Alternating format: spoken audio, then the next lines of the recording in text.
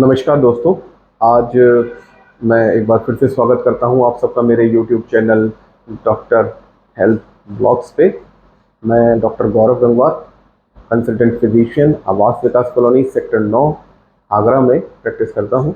और मैंने एक चैनल जो शुरू किया है, इसका तात्पर्य ये है कि मैं आपको विभिन्न बीमारियों के बारे में बताऊं, उसमें क्या आपकी भ्रांतनाएं हैं उनको दूर करूं, आपके समस्याएं हैं या डर हैं बहुत सारी बीमारियों के, हम उसको दूर करने की बात करते हैं कि क्या बीमारी है क्या है। उसी संदर्भ को आगे बढ़ाते हुए आज हम बात करने वाले हैं ब्लड प्रेशर यानी हाइपरटेंशन के पेशेंट्स की, कि हाइपरटेंशन क्या होती है, हाइपरटेंशन में क्या क्या कारण होते हैं मोटे मोटे, और हाइपरटेंशन का इलाज किस तरह से किया जाना चाहिए। तो देखिए, हम बात करेंगे ब्लड प्रेशर की यानी उच्च रक्तचाप या हाइपरटेंशन की। इससे पहले मैं कहूँगा कि आप सब लोग मेरा जो यूट्यूब चैनल है उसको सब्सक्राइब करें, लाइक करें, शेयर करें, अपने दोस्तों को बताएं, खुद भी करें। बड़ा आभारी रहूँगा मैं इस बात के लिए। तो हम बात करते हैं हाइपरटेंशन। तो जो नॉर्मल ब्लड प्रेशर होता है उसकी हम जनरल बात कर लेते हैं कि 120/80 नॉर्मल होता है, और थोड़ा सा अगर एलिवेटेड रहने लगा है तो 140/90 तक हम उस चीज़ को मान सकते हैं कि हाँ, आपको उच्च रक्तचाप की शुरुआत होने लगी है। लेकिन इसकी अपर रेंज 140/90 तक रहती है। इसके ऊपर अगर जाता है बीपी, 140/90 से ऊपर जाता है 145/50, तो ये आ जाती है हमारी प्राइमरी हाइपरटेंशन, जो कि 160 तक मानी जाएगी। यानी 160/90 तक अगर आपका बीपी है तो आप ब्लड प्रेशर के पेशेंट तो हैं, लेकिन आप नए ब्लड प्रेशर के पेशेंट हैं जो आपकी अभी डायग्नोज हुआ है। तो इस ऐसे जो स्टेटस है, तो इस चीज़ की बात हम करेंगे। एक तो इस वाले हाइपरटेंशन की, एक आता है कि हाइपरटेंसिव क्राइसिस हो गया। हाइपरटेंसिव क्राइसिस हो गया यानी हाइपरटेंशन इतनी तेज़ी से बढ़ गया है, यानी ब्लड प्रेशर जो कि हमारे शरीर के अंगों को नुकसान पहुंचा सकता है।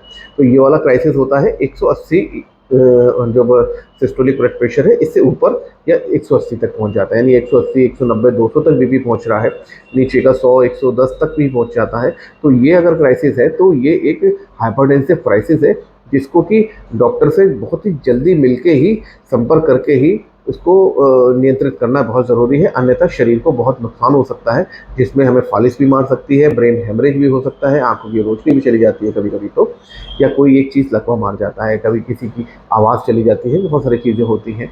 तो ये चीज़ रहेगी। तो हम पहले बात करते हैं, क्या 140 से नॉर्मल तो बीपी हमको सबको पता ही है। तो अब 140 और 160 के बीच अगर बीपी रह रहा है तो क्या हमें करना है, या हमें कोई गोली खानी है नहीं खानी है। तो मेरे मित्रों, मैं आपको बात बताऊं कि 140 से 160 के बीच अगर आपका बीपी डायग्नोसिस हुआ है तो बहुत जल्दीबाजी नहीं करनी है दवाई जुड़वाने की, कि डॉक्टर साहब कोई दिक्कत तो नहीं है, ऐसा तो नहीं। नहीं, अगर आपका बीपी 140 से 150 भी है, 160 भी तक भी है, तो कोशिश करें 6 महीने या 3 महीने लगातार एक अच्छे लाइफस्टाइल को जीने की। जो मैं परहेज आगे बताऊंगा उनको करें। नियमित अपना बीपी चेक कराते रहें। अक्सर मैंने देखा है कि अगर हम एक नियमित अच्छी दिनचर्या लेते हैं तो हमारा बीपी रिवर्सल हो जाता है और इन रेंज 140 से 140 के नीचे आने लगता है। लेकिन जब नहीं होता है तो हमें मजबूरन दवाई शुरू करनी पड़ती है।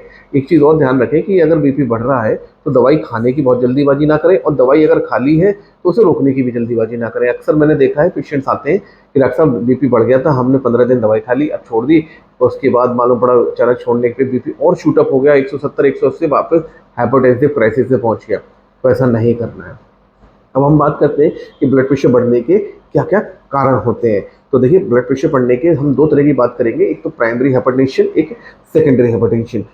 प्राइमरी हाइपरटेंशन के जो कारण होते हैं, सबसे पहले तो वो है, उसका कोई कारण नहीं है, उसमें अपने आप में एक एज का बढ़ना भी अपने आप में बीपी के मरीजों को कारक है कि ब्लड प्रेशर बढ़ रहा है क्योंकि एज बढ़ रही है। दूसरी चीज़ ये, जेनेटिक कॉजेज भी बहुत सारे होते हैं। बहुत से लोग स्मोकिंग करते हैं तो कि स्मोकिंग भी एक वो है, मतलब कारण है। इसके अलावा मोटापा एक बहुत बड़ा कारण है। इसके अलावा नमक ज़्यादा खाना या फास्ट फूड या जो जंक फूड है, जिसमें मोनोसोडियम ग्लूकोज MSG है, या इस तरह की ट्रांस फैट्स हैं, फैटी फूड्स हैं, इसको हम ज़्यादा खाते हैं तो भी हमारा बीपी बढ़ने के चांसेस ज़्यादा रहते हैं। जो लोग एक्सेसिव एल्कोहलिक हैं, तो एल्कोहलिक भी एक चीज़ है जिसके कारण हमारा बीपी बढ़ने के चांसेस रहते हैं।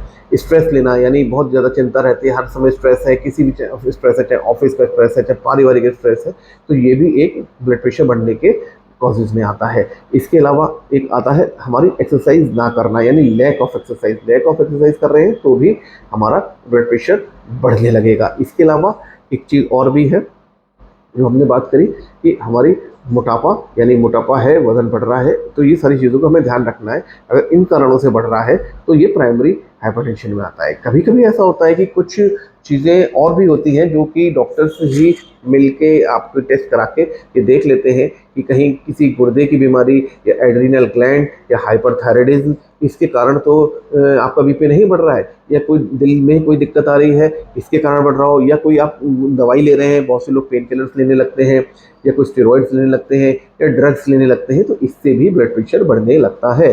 तो आपको ये ध्यान रखना है कि आप डॉक्टर को, अगर बीपी बढ़ता है तो आप संपर्क करें, ताकि हम लोग इस चीज़ को ये जांच सकें कि आपका बीपी किस कारणों से बढ़ा है, और अगर वो कारण साधारण है तो उसको कारण को दूर करें, नियमित दिनचर्या लें, तो हो सकता है हमारा ब्लड प्रेशर नॉर्मल आ जाए। लेकिन अगर किसी कारण से नहीं आ रहा है तो हमें बीपी की गोली शुरू करनी पड़ेगी। अब हम बात आता है कि हमें कैसे पता चलेगा कि हम ब्लड प्रेशर के मरीज हैं या नहीं है। बहुत से लोग चेक कराते हैं। वैसे तो कोविड के बाद लगभग हर घर में एक ब्लड प्रेशर की मशीन और SpO2 पल्स ऑक्सीमीटर मैंने देखा है, लेकिन फिर भी अगर कोई कारण नहीं है, समझ में नहीं आता, तो कुछ लक्षण मैं बात कर रहा हूँ, ये लक्षण है तो आप अपना बीपी अवश्य चेक कराएं। जैसे हमें सर में भारीपन लगता है, चक्कर आते हैं। दूसरा चीज़, हमें थोड़ी सी डिजीनेस, घबराहट लगती है, सांस फूलती है, दिल की धड़कन पैल्पिटेशन से महसूस होते हैं। इसके अलावा हमें लगता है कि हमारे सर में हर समय दर्द बना हुआ है, या कभी कभी बीपी के पता ही तब चलता है जब नक्सीर फूटती है, नेज़ल से ब्लीडिंग होने लगती है, नाक से ब्लड आने लगता है, कभी कभी यूरिन में ब्लड आने लगता है। तो ये सारे कारण हैं। वैसे तो बीपी बढ़ने का कोई कारण नहीं है या कोई बहुत सिम्टम नहीं होते। अमूमन बहुत से पेशेंट ऐसे भी आते हैं मेरे पास जिनका बीपी 170 180 होता है, कोई भी परेशानी नहीं होती है, और वो लोग कहते हैं कि डॉक्टर साहब मैं दवाई क्यों खाऊं, क्योंकि मेरे को कोई दिक्कत ही नहीं हो रही है। लेकिन नहीं, ऐसा नहीं है। मेरा मानना है, मैं कहना चाहूँगा, अगर आपको ब्लड प्रेशर बढ़ने पे कोई दिक्कत नहीं हो रही है तो तैयार रहिए एक बड़ी दिक्कत के लिए जो अचानक किसी दिन आएगी। उस दिन आपके जीवन पे भी कोई बात आ सकती है या कोई शरीर में लकवा मार सकता है। इसीलिए जो हमारे नॉर्मल वाइटल्स हैं, जो अमेरिकन हार्ट एसोसिएशन के वाइटल्स हैं, इंडियन गवर्नमेंट के वाइटल्स हैं, उनके हिसाब से ही हमें दवाई लेनी है और अपने ब्लड प्रेशर को नियंत्रित रखना है। हमारे पास बहुत सारी दवाइयाँ हैं ब्लड प्रेशर की जिसको हम खाते हैं। अमूमन मैं अक्सर एक चीज़ और कहूँगा, देखता हूँ कि एम्लोप्रेस 80 टाइप की या एम्लोकाइंड 80 टाइप की लोग दवाई खाते रहते हैं। किसी डॉक्टर ने नहीं लिखी होती है, उनको कोई ना कोई उनके दोस्त ने बताई होती है, या सस्ती होने के कारण मेडिकल से अपने आप ले लिए होते हैं। जैसी जानकारी है, क्योंकि मैं देखता हूँ कि ज़्यादा से ज़्यादा, आधे से ज़्यादा जो ब्लड प्रेशर के हिंदुस्तान में मरीज हैं यही गोली खा रहे होते हैं।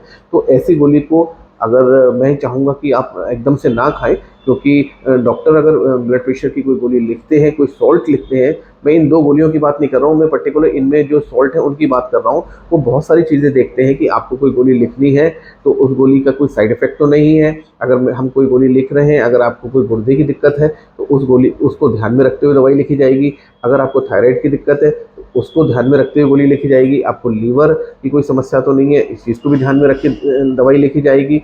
आपको कि सूजन तो नहीं रहती है, इस चीज़ को भी ध्यान में रख के दवाई लिखी जाएगी। आपकी धड़कन दिल की कैसी रहती है, इसको भी देखा जाएगा। आपके दिल का आकार बड़ा छोटा तो नहीं हो गया है ब्लड प्रेशर के कारण, इस चीज़ को भी ध्यान में रखना होगा। तो मेरे मित्रों, बहुत सारी तरह की दिल की हाइपरटेंशन की दवाइयाँ हैं जिसको डॉक्टर्स बहुत अच्छे से देख के समझ के आपके लिए जो उचित दवा है उसको लिखते हैं। इसीलिए हमने आज एक फटाफट टॉपिक पे डिस्कशन किया है कि ब्लड प्रेशर क्या था, ये आपने समझ लिया होगा, कितनी रेंज रहती है ये भी आपने समझ लिया होगा, और क्या क्या इसके जो सिम्टम्स हैं या लक्षण हैं ये समझ लिए होंगे।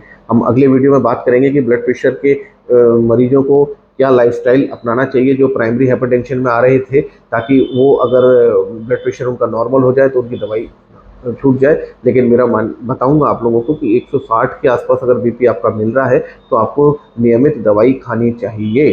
ठीक है, तो आज का टॉपिक यहीं ख़त्म करते हैं, और मैं चाहूँगा, आपसे एक बार फिर से कहूँगा, मेरे चैनल को प्लीज़ सब्सक्राइब करिएगा, लाइक करिएगा। मेरे को आप कभी भी दिखा सकते हैं आवास विकास कॉलोनी सेक्टर 9 में। नमस्कार।